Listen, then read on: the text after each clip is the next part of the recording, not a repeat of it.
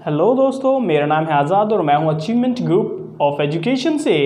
जैसे कि आपने मेरे लास्ट टॉपिक में देखा था, मैंने आपको बताया था अगर हम ऐसी बात करें जिसको हम सबसे ज़्यादा बोलते हैं तो वो होता है हमारा पास्ट। और पास्ट के लिए मैंने आपको बताया था हम यूज़ करते हैं डिड का।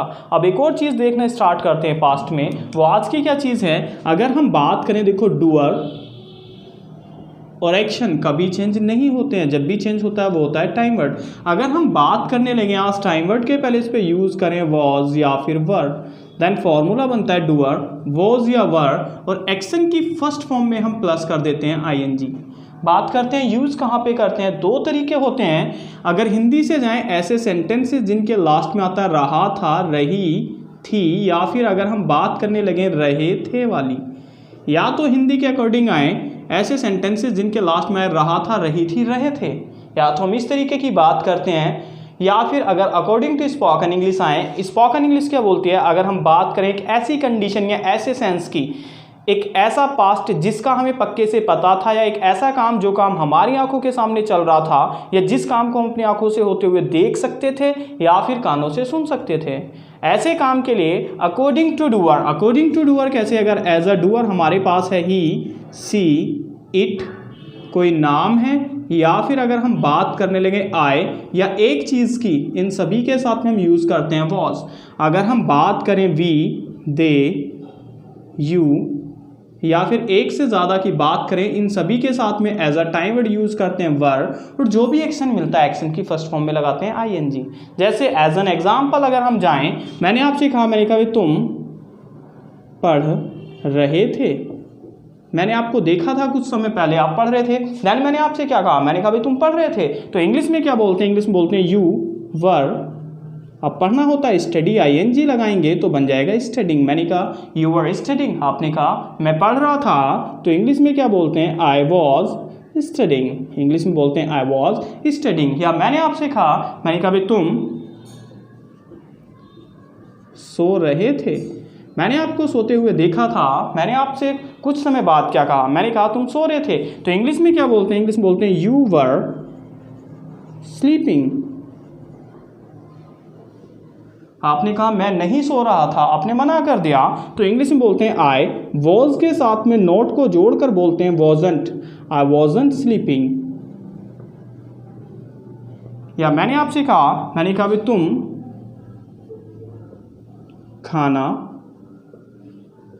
बना रहे थे। मैंने देखा था आप खाना बना रहे थे, मैंने आपसे क्या कहा, मैंने कहा तुम खाना बना रहे थे। तो इंग्लिश में क्या बोलते हैं, देखो यू वर प्रिपेयरिंग फूड।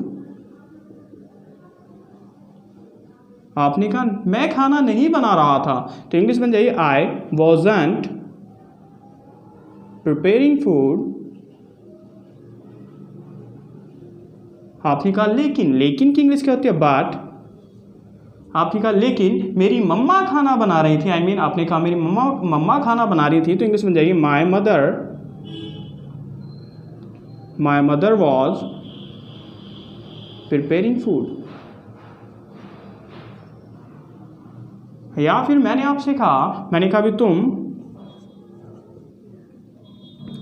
हंस रहे थे। देन इंग्लिश में क्या बोलते हैं, इंग्लिश में बोलते हैं यू वर लाफिंग। आपने कहा मैं हंस रहा था, तो इंग्लिश में जाइए आई वॉज लाफिंग।